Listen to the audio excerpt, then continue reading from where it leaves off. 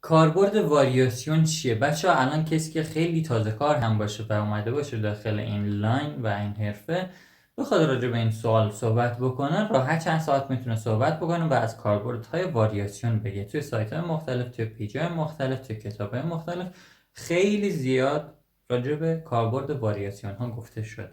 ولی واقعا کاربرد اصلی واریاسیون چیه؟ در حال حاضر کاربرد اصلی واریاسیون رفله‌گیری است. رفله‌گیری به چه شکل؟ رفله‌گیری به همون شکلی که آقای منیر داره کار میکنه. آقای منیر بعد از اینکه کارهاشو انجام داد، یعنی رنگسازش رو انجام داد، در پایان کار میاد از کاسه گلوسینگ و کاسه های مختلف رنگی استفاده میکنه. این کاسه ها چی کار میکنه؟ رفله اضافی رنگی که توی رنگساز به دست آورده رو خنثی میکنه.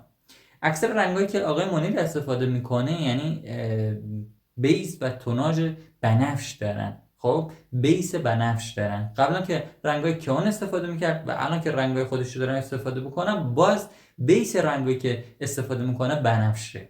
خب و بنفشی که پایان کار به آقای منیر میده روی پای 8 9 و 10 یک بنفشی هست که شاید حتی توی فیلم ها هم دیده نشه، ولی یک یاسی بنفش هست. آقای منیر با استفاده از کاسه گلوسینگ این بنفشی رو خنثی میکنه و به رنگ بژ میرسه. خیلی راحت.